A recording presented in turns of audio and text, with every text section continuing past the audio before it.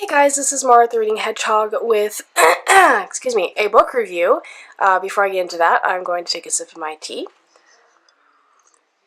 because I have a cold, and this is, I don't know if you guys really care about this, actually, but I drink a lot of different kinds of teas. I thought it would be kind of fun that if I am drinking tea while I'm recording, I'll let you guys know what I'm drinking. I don't know, you guys probably won't care about it, but right now I am drinking guava leaf tea. My dad got this for me recently at a Asian supermarket, and yeah, I have a sore throat, cold type thing going on, so I'm drinking that, and it's really, really, really good. It smells kind of spicy. It reminds me of something, I'm not sure what, but it's really good. So anyway, you're not here to hear about tea.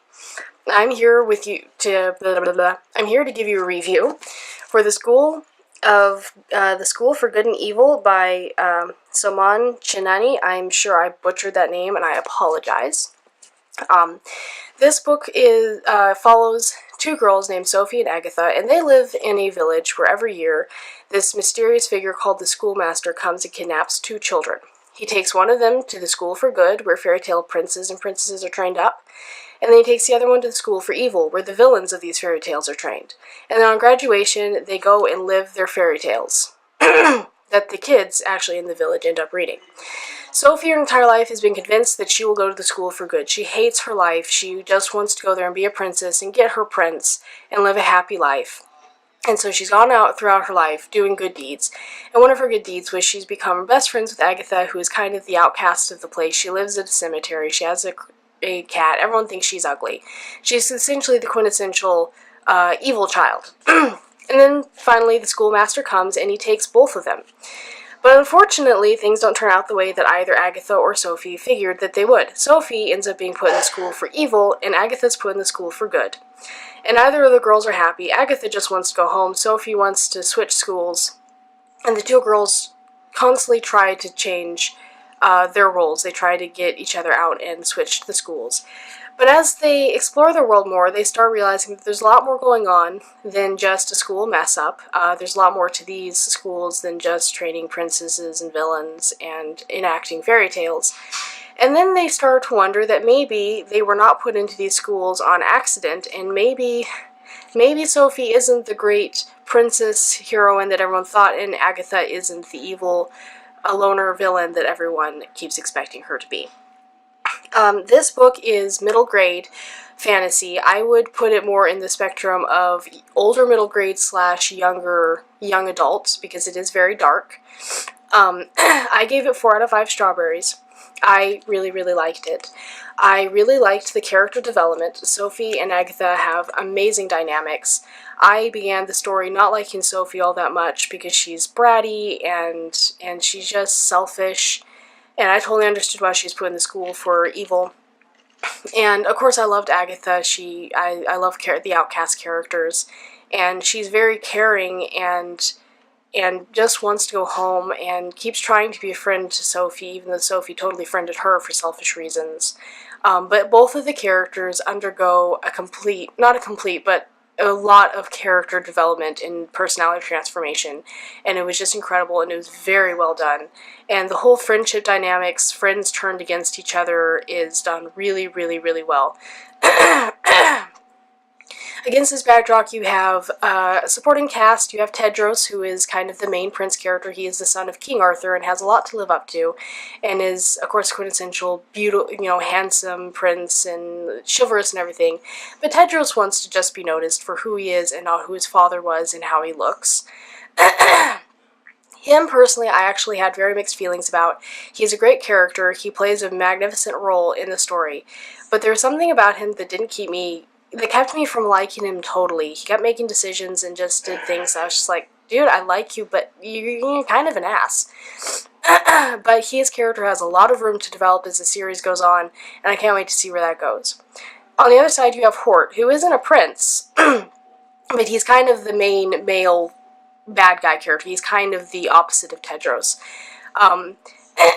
And he's the son of Captain Hook, I believe it was. And he was mostly a minor character, but he was one of those minor main characters that's actually in it quite a bit, and I just really, really liked him. And I hope he plays a bigger role. The other characters on the School for Good that were more main were the other witches that Sophie was rooming with. You had Dot and Hester, and I can't remember the other girl's name. I think it was Annadille, and they were great. They were really awesome. Then you have the schoolmaster himself, and the whole story with the historian, this magic pin that writes everyone's fairy tales that the schoolmaster claims he doesn't control, but you don't really know.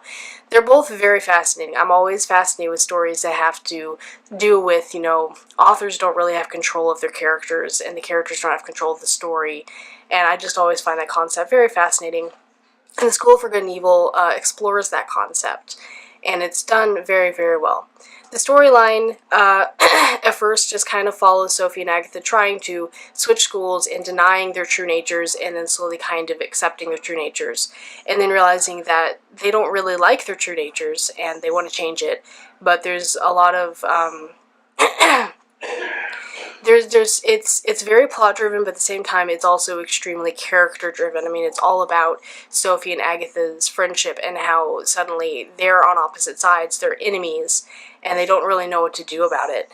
And just, what selfishness can destroy. It was very good. The writing in this was gorgeous. The world was very, very fascinating. It was kind of mishmash with all the fairy tale stuff, and some things didn't make sense. And it was a little over the top at times, but it really worked. And somehow you could have the ridiculousness, and then when it went into the really dark aspects of the story, it didn't feel weird. It just really, really, really worked. The ending was surprisingly, I don't know if the word finished. It was very conclusive. Like, there's plenty of room for the next two books, which I, by the way, have every intention of reading, but it also doesn't leave, it's not a cliffhanger, it wraps things up pretty well, and, it says, yeah, there can be a sequel, there's going to be a sequel, but, you're not going to die waiting for it. So I was very happy with that, because I personally am not that big of a fan of cliffhangers. So overall, I really liked The School for Good and Evil. I think both guys and girls would like it. It definitely people who love fairy tales and the whole genre of fiction really being reality, and who controls the story, the author or the characters or the plot itself, will love it. And people who love stories about friendship will really, really love it, because Agatha and Sophie have this great sisterhood going on, and it's just really, really awesome. And yeah, it was great. It's a beautiful story, and I cannot wait to read the next two. So that's my review for The School for Good and Evil. I hope you guys check it out. I highly recommend it. Again, 4 out of 5 strawberries. And if you guys want to know more about the teas I drink and stuff, totally let me know in the comments, and I'll tell you about the teas I drink and stuff, because tea and books go together. And I will see you guys later with another video. Bye.